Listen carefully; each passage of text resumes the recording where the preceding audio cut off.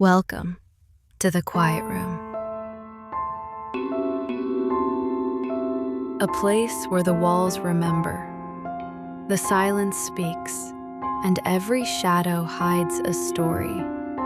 Here we walk the thin line between truth and terror, unearth forgotten crimes, haunted histories, and the whispers the world tried to bury. So shut the door, kill the light, and listen closely.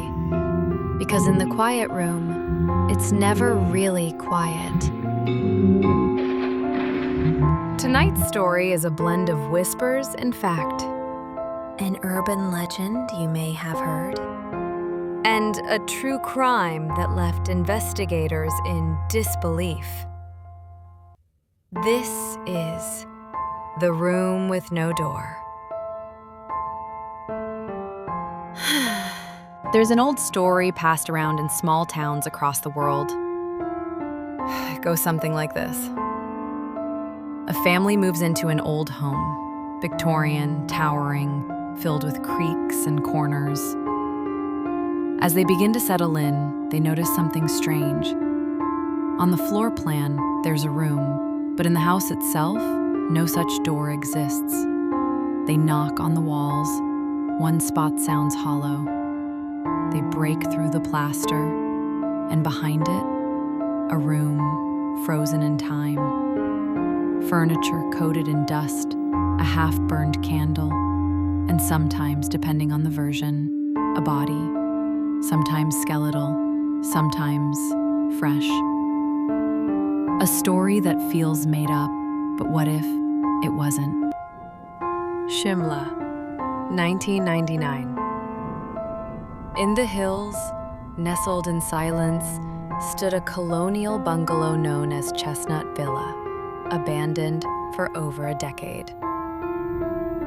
The property was being prepared for demolition when a construction worker noticed something off. The back wall of the bungalow was thicker than the blueprint suggested. Too thick. They tore it down. Behind it, a sealed room, a perfect cube, 12 by 12 feet, no windows, no doors, no apparent entry point at all. Inside, a table, a wooden chair, a single light bulb hanging from a frayed wire, and sitting in the chair, a man, mummified, upright, as if waiting, his hands resting gently on his knees, eyes long since gone. No sign of forced entry, no blood, no scratches on the walls, floor, or ceiling. Just a single object placed on the table. A diary.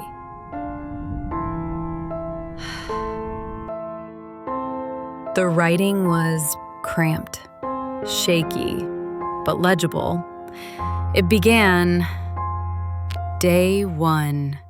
They said the house wasn't real, but I found it. I made it real. Now I must hide myself from the light. The entries grew erratic. He mentioned eyes in the mirror, the sound of footsteps from inside the walls, and something he called the door that forgets how to open. The final entry read, They said it had no door, but that's only because I let it forget me. I am no one now. I am the room. The handwriting ended mid-sentence. No one ever identified the man. No missing persons matched his face. The body was never claimed.